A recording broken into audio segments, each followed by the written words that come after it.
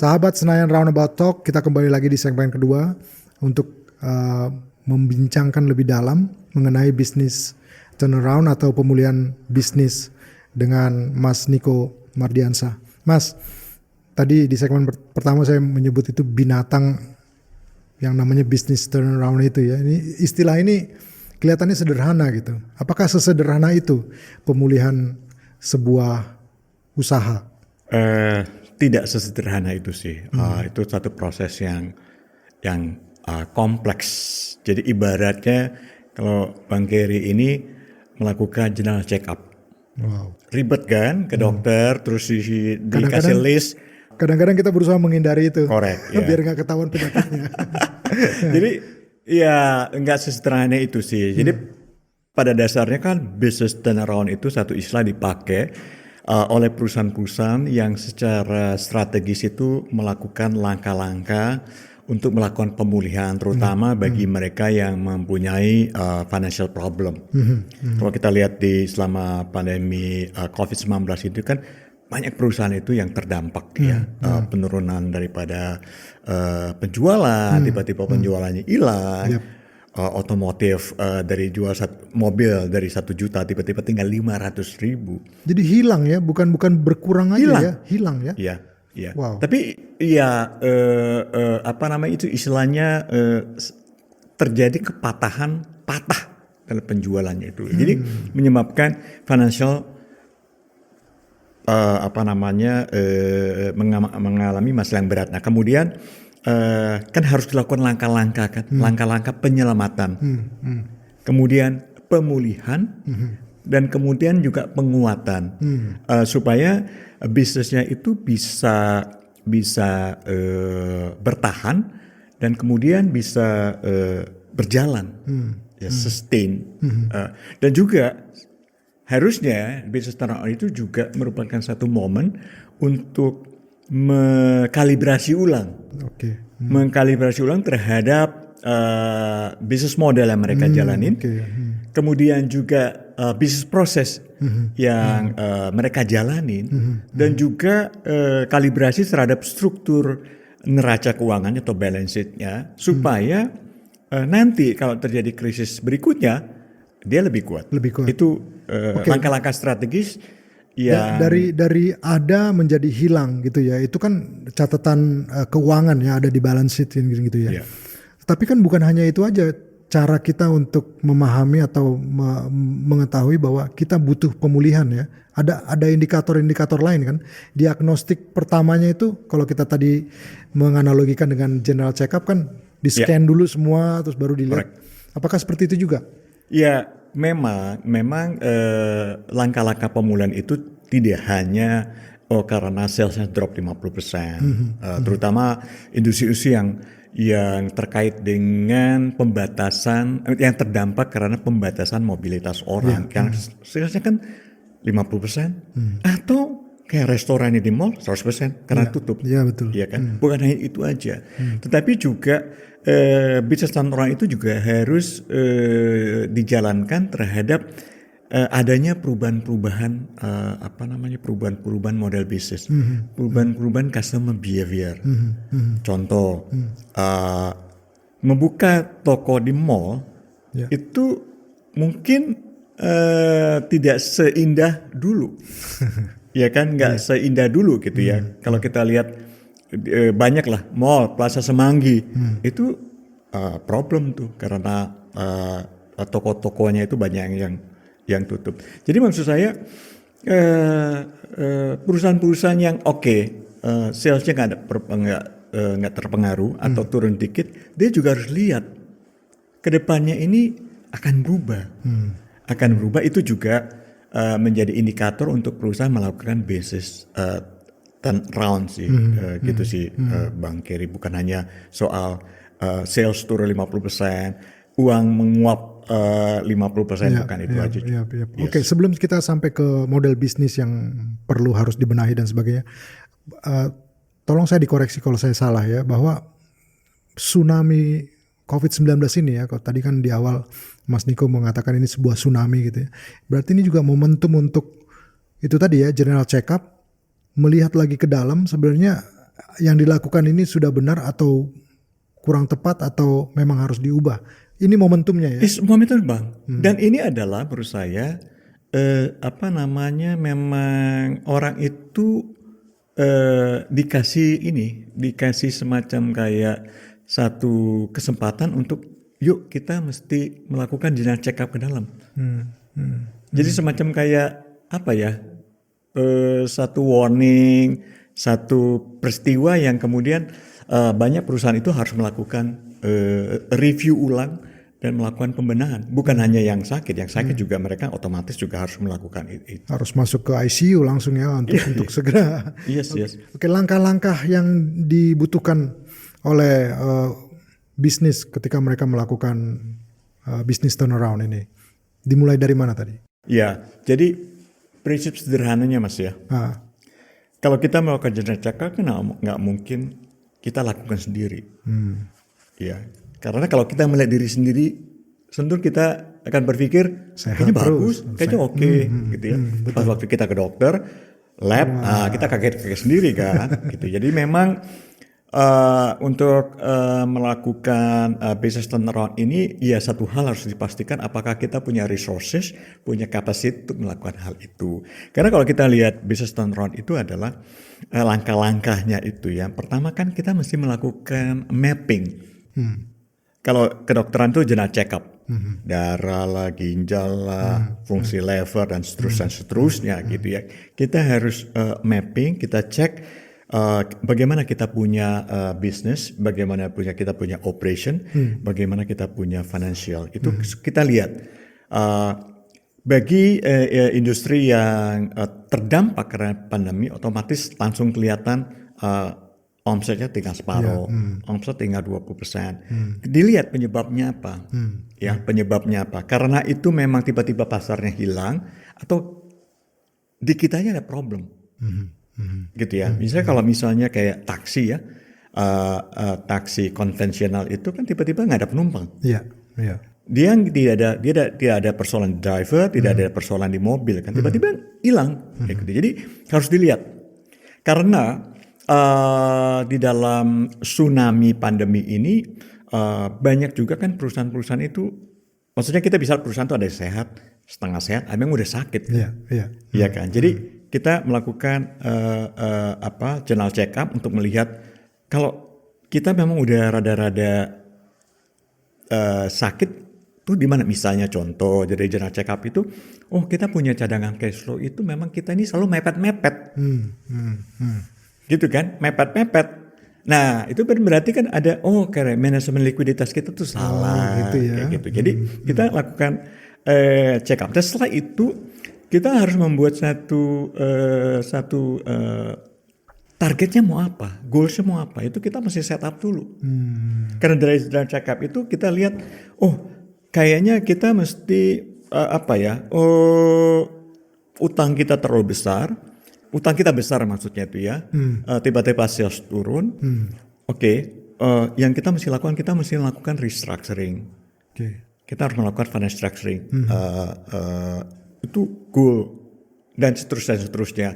Jadi secara financial apa goalsnya, secara operasional goalsnya apa, dan secara bisnis goals itu harus disepakati oleh seluruh manajemen dan timnya. Benar. Gitu ya, itu penting sekali. Karena kalau lagi kisruh gitu, kalau kita nggak ada goals, kita nggak ada priority.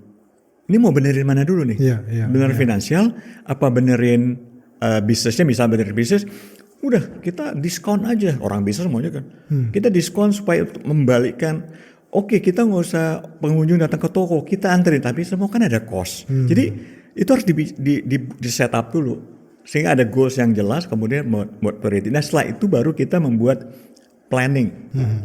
Kita buat priority apa yang harus kita lakukan. Itu langkah-langkah yang ketiga. Langkah yang keempat, nah di dalam business turnaround terutama yang problemnya finansial, itu yang kita mesti tangani dahulu itu cash flow ya. Cash flow itu ibaratnya nadinya. Kalau tubuh Abang Gary gini, cash flow itu adalah peredaran darah. Jadi kalau darahnya nggak lancar, udah pasti deh pusing dan sebagainya. Masalah besar kalau bagi tubuh. Sama juga di perusahaan. Jadi urat nadi daripada perusahaan itu adalah cash flow. Jadi kita mesti stabilkan cash flow. Artinya antara revenue sama expense itu mesti match. Atau kalau nggak match, kita punya cadangan likuiditas yang cukup. Misalnya kalau kita orang gajian, perusahaan lagi susah, mungkin kita 3 bulan tidak ada gajian kan. Jadi kita harus sudah memperhitungkan 3 bulan akan terlambat 3 bulan. Jadi kita akan short 3 bulan. Apakah kita punya kecukupan cash flow nggak? Nah itu cash flow. Yang kelima itu menyangkut masalah margin. Jadi kita mesti melihat struktur bisnis kita, struktur keuangan daripada bisnis kita, jadi revenue and cost and margin itu kita harus atur sedemikian rupa. Maksudnya begini, kalau kita punya restoran ada 3 ruko gitu ya, bagaimana supaya otomatis kan kita punya revenue kan turun. Nah, cost itu harus kita tekan kan. Misalnya, ya udah kita operasikan 1 ruko aja. 2 ruko listriknya dimatiin, AC-nya dimatiin, atau AC-nya kita jual gitu. Sehingga bisnis kita itu bisa bisa secara cash flow, secara margin itu masih oke. Karena margin itu yang akan menentukan kita dapat excess cash flow. Kalau kita dagang rugi, banyak keluar, sedikit masuk kan. Jadi itu margin. Yang keenam itu adalah kan kita ada gangguan di penjualannya. Ini kita mesti prioritas bagaimana nyari omset tambahan, kita nyari pertumbuhan penjualan di tengah kesulitan. Karena 3 hal yang terakhir itu cash flow, margin, sama revenue itu terkait sama urat nadi. Oh gitu ya. Jadi kalau peredaran kita nggak bagus, pasti pusing kepala, Bang. Itu kan, Bang? Pasti pusing kepala. Nah, pusing kepalanya itu harus kita dulu. Kita atasi dulu. Persoalan kita makannya kurang kenyang nggak apa-apa. Makannya istilahnya itu kita sebelumnya makan 4 kali jadi makan 2 kali nggak apa-apa. Bagus juga buat badan itu. Nggak usah terlalu banyak. Tapi kalau soal cash flow itu masalahnya kalau di dunia kesehatan itu bisa menyebabkan stroke. Ya, jadi kalau perusahaan tidak menjaga cash flow-nya, dia akan kena stroke. Financial stroke itu dalam artian misalnya gini, dia nggak bisa bayar ke suppliernya nggak mau kasih barang, dia nggak bisa bayar ke perbankan marah-marah. Kalau kita kaitkan dengan 6 syarat atau apa tadi yang harus dipenuhi, begitu supplier nggak melakukan operasinya problem. Bagaimana menggenjot sales kalau supplier juga nggak ini ya. Jadi semua itu saling berkait gitu ya. Dan ini kalau boleh saya tanya, berapa waktu yang dibutuhkan? Apakah ada rule of thumb gitu untuk pemulihan bisnis itu, misalnya 3 bulan, 6 bulan, 1 semester, setahun? Sebenarnya untuk langkah-langkah pemulihan business turnaround itu memang harus dilakukan secara cepat. Terutama kalau ada tension, ada tekanan terkait dengan kewajiban kepada pihak ketiga, kepada dunia perbankan, kepada para kreditur, kepada para supplier gitu ya. Ini yang harus dijaga kan. Oke, memang kalau kita lihat selama pandemi ini kan pemerintah terutama OJK itu kan memberikan relaksasi kepada dunia perbankan untuk melakukan restrukturisasi. Dan itu memang harus disesuaikan. Dalam artian kalau relaksasinya itu dikasih waktu yang cukup panjang, pemulihan itu harus sebelum itu selesai. Misalnya, Bang Gary ada kredit ke bank, dikasih waktu 6 bulan misalnya, hanya membayar bunga, tidak perlu membayarkan pokok. Jadi dia harus ngikut itu. Atau dalam proses negosiasi dengan para kreditur, para supplier, itu harus dicocokin waktunya. Jadi memang tidak ada ketentuan, maksudnya tuh 3 bulan. Tapi yang penting cepat ya. Yes, kalau saya sarankan kepada banyak korporasi itu, pada prinsipnya dia harus mengendalikan tension dari para kreditur. Kendorin dulu itunya ya. Kemudian yang kedua adalah langkah-langkah pemulihan untuk pasar.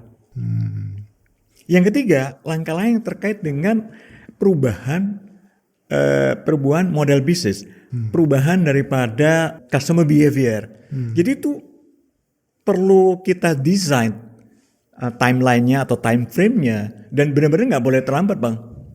Balance sheet harus kita jaga sedemikian rupa, market harus kita jaga sedemikian rupa, kemudian dari sisi supply chain-nya harus kita jaga sedemikian rupa. Jadi dari situ kemudian kita bisa mendesain satu langkah-langkah bisnis turnaround dengan tepat. Nah, yang ketujuh dari ini paling penting adalah kita tuh mesti konsisten. Ya, kita mesti konsisten dengan apa yang sudah kita set up. Ya, supaya langkah-langkah yang kita bisa lakukan itu bisa berjalan. Itu sih biasanya kalau di bisnis turnaround itu mereka melakukan langkah-langkah seperti itu sih, Bang.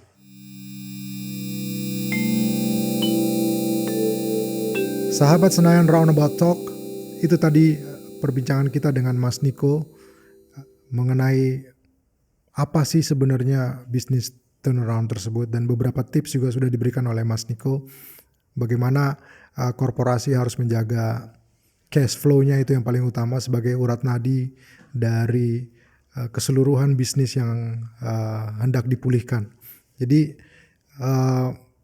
key take out dari bagian kedua tersebut ada di bagian cash flow tadi, dan ini yang harus benar-benar dipegang ketika kita mau memulihkan perusahaan kita atau bisnis kita setelah terkena tsunami pandemi ataupun dampak-dampak dari geopolitik yang berlangsung saat ini.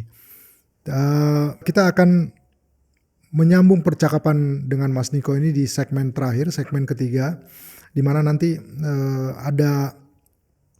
kita mau mengaitkan pemulihan bisnis ini dengan tahun penting yang ada di Indonesia, yaitu tahun 2024, di mana tahun tersebut adalah tahun politik, ya, di mana diselenggarakan berbagai pemilihan, pilkada, pilpres, pileg secara serentak.